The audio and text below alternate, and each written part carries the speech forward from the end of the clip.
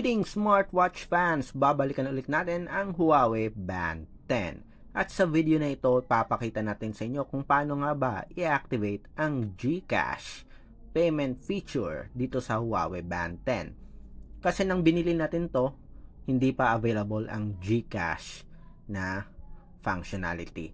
Sa bagong update ng Huawei Health app, na isama ang GCash na feature. So, papakita natin sa inyo kung paano nga ba i-update at paano i-activate sa ating Huawei Band 10. So, very good news to sa mga naghahanap or sa mga bumili ng Huawei Band 10 because of the GCash functionality.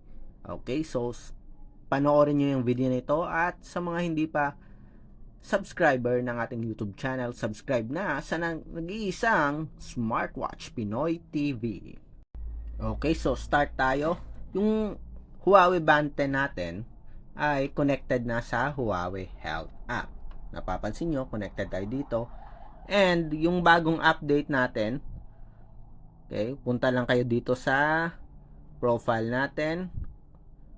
Then, ito sa ating check for updates. So, version is up to date. Ano nga ba yung bagong update sa ating Huawei Health app?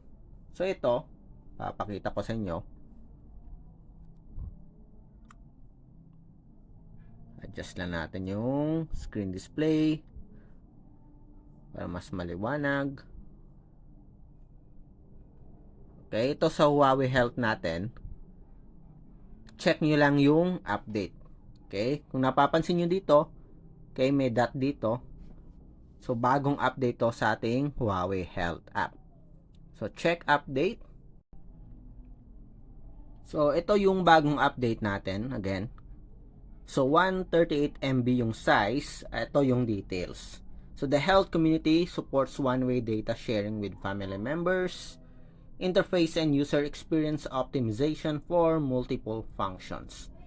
Okay, so hindi naman nakalagay dito yung GCash specifically, pero kasama sa interface and user experience optimization for multiple functions. So, update nyo lang.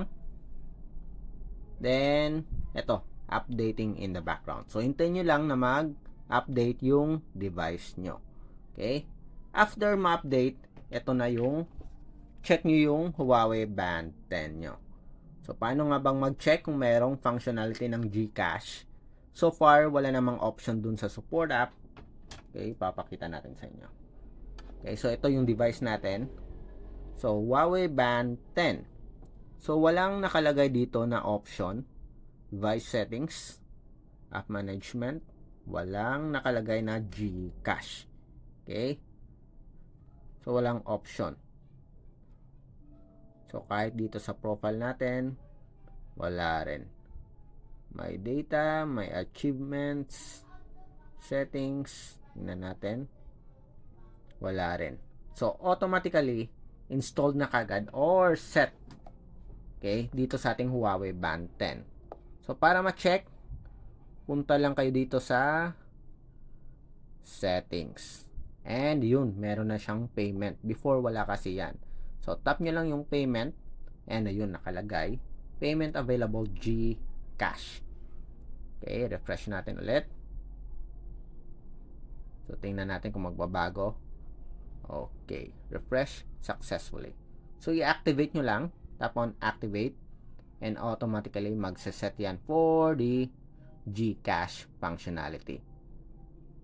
42%, 51%.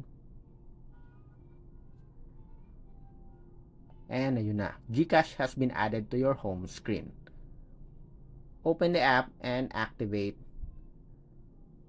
payments to finish setup. Yun. Okay. So, open natin yung app. Ano pang nakalagay dito? Refresh. So, try natin i-open. Open GCash on your phone and scan the QR code to finish linking. So, ito try natin to. So, ililink natin. The local laws and regulations require that a PIN be set to use payment services. Check lang natin. Set PIN. Set PIN 1, 2, 3, 4, 5, Okay, use anyway. 1, 2, 3, 4, 5, 6. Again. 1, 2, 3, 4, 5, 6. Yun. 4, 5, 6. Okay, device to require to unlock device. Okay. Open app. Yan.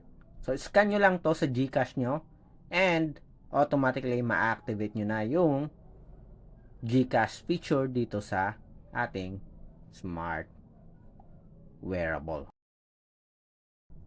Okay, finally, na-link na natin ang ating GCash account sa ating Huawei Band 10. But for security reasons, di ko napapakita sa inyo yung GCash account ko. Mahirap na.